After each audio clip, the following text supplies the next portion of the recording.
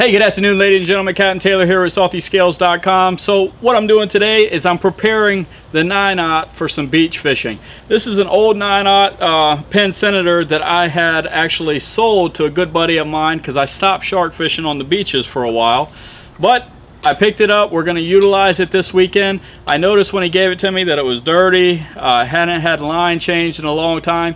So I went ahead and removed all the old line. I'm going to reload this thing with some new line. I also cleaned it up a little bit, and I also oiled it. So come along. I'm going to show you how I spool this thing up. Alright, so here's the plan, guys. What I'm going to do is I'm going to go ahead and put 100-pound spider wire. This is 500 yards of spider wire braid. And then I'm going to top it off with some Berkeley Pro Spec monofilament. This is a professional grade monofilament and good quality stuff. First thing I'm going to do is I'm going to put some tape on the spool, and that tape is going to actually prevent any type of slippage of the braid. So let me do that here, and I just use electrical tape. Alright, so here we are. Go ahead and open up this braid here, the spider wire braid. And again, this is 500 yards of 100-pound test braid. And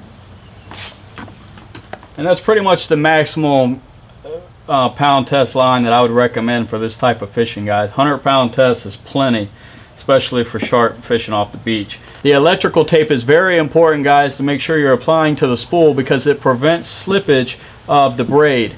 Because if this slips, if the braid slips on the spool, then the drag will not work properly and all of the line will spin on the spool instead of the drag. And what I like to do is add the braid, or place the braid on the spool, and then take the tape and place it over the braid. And then what you could do is just turn the crank, and this will tighten it down and make it flush. Just like that. And if you notice, if you pull on this, this braid isn't going anywhere, guys, and that was just after 1.5 revolutions. So it's on there nice and firm, and that allows for good contact and no slippage. Very important. I got to reiterate that.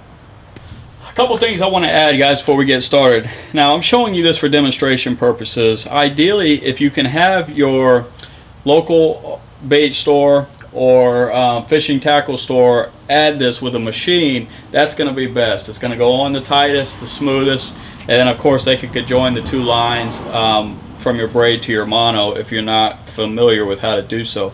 But I'm showing you this today so that way you can do it at the house or at home and know how to properly set it up. And this is the way I've been doing it for years, and it's never failed me yet. So alright, let's get back to it. Another tip is to use a box of some sort and a screwdriver to hold your spool in place, and this will prevent obviously the line from coming undone. Go on the reel nice and smooth, and hey, it's a great little assistant. This next step, I highly recommend gloves, guys, especially for the line that you want to hold the braid to direct it back and forth, because one thing that's very, very important, make sure you're applying enough pressure when you're adding the line to the spool. So let's go ahead and get started here.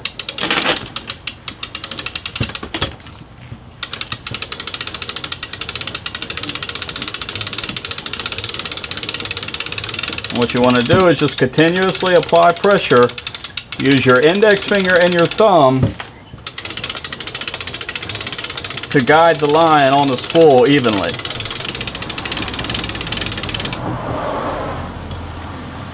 Now, I believe this 9/0 can hold 1,200 yards of 80-pound braid.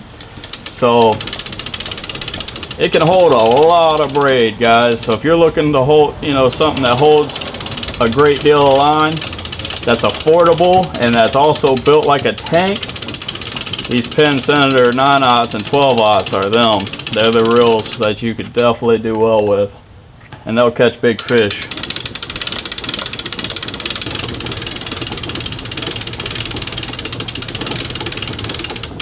You can see how it's going on nice and level.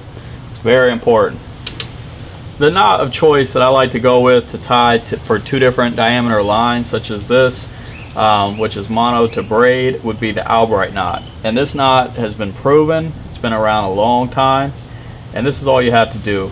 With your larger diameter line, which is in this case is the mono, you take and make a loop. And you take your braid and you run it through that loop and pull out a little bit.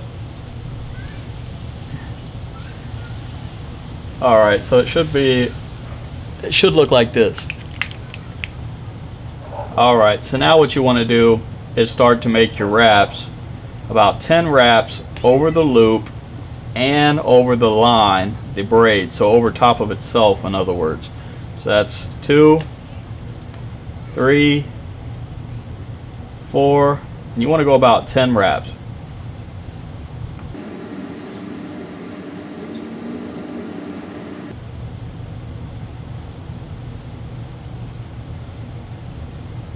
Alright, so this is what we have currently. Now you just want to take this line and go right through the loop.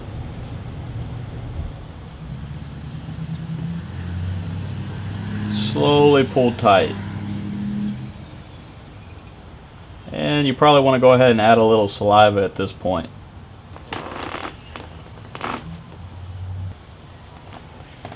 And I'll go ahead and put my gloves on to really give it a good pull. This is a nice low profile knot that should pass right through the guides.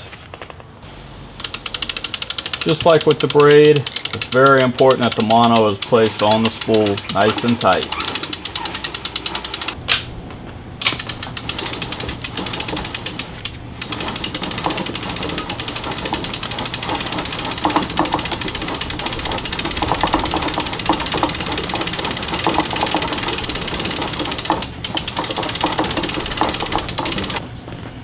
Alright, ladies and gentlemen, so that's all there is to it. We should have somewhere between 750 to 800 yards of line, 500 yards of 100-pound braid underneath this 80-pound monofilament top shot. So if you liked the video or if you enjoyed the video, please give a thumbs up, comment below, and guys, get ready because we're going to get on some sharks. It's going to be a lot of fun, super exciting. So if you're not subscribed, hit that subscribe button, and until next time, we'll see you on the water.